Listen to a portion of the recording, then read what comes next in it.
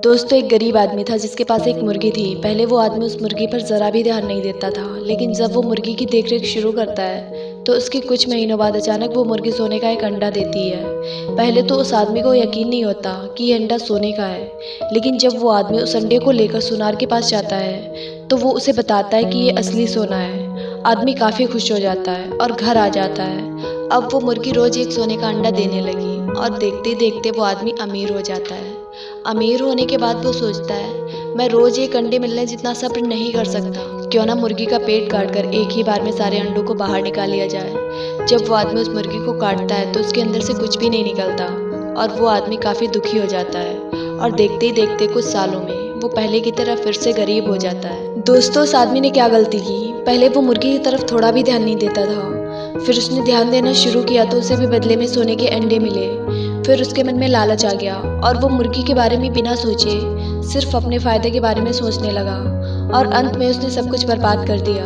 यही चीज़ हम हर दिन कर रहे हैं, इसी वजह से हम अपने करियर को लेकर खुश नहीं हैं और हम चाह कर भी ज़्यादा देर काम करने का रूटीन नहीं बना पा रहे। दोस्तों या तो हम कोई काम नहीं करते और जब थोड़ा बहुत काम करना शुरू कर देते हैं और हमें उससे रिजल्ट मिलने शुरू होते हैं तो हमारा लालच बढ़ जाता है।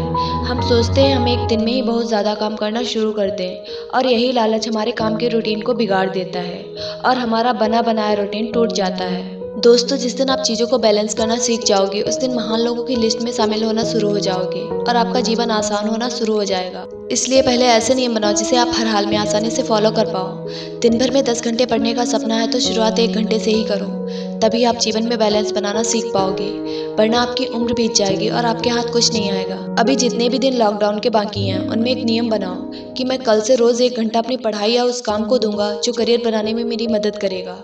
23 घंटे बर्बाद कीजिए, कोई दिक्कत नहीं, लेकिन यदि आप थोड़ा भी कुछ नहीं कर रहे हो तो कम से कम 1 घंटे का ही रूटीन बना लीजिए। दोस्तों याद रखना, कितनी भी अच्छी बातें सुन लो, लेकिन यदि आप अपने लिए कोई नियम नहीं बना रहे, कोई रूटीन नहीं बना रहे, तो बातों का सुनने का कोई अर्थ नहीं।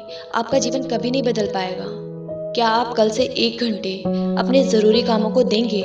यस और नो?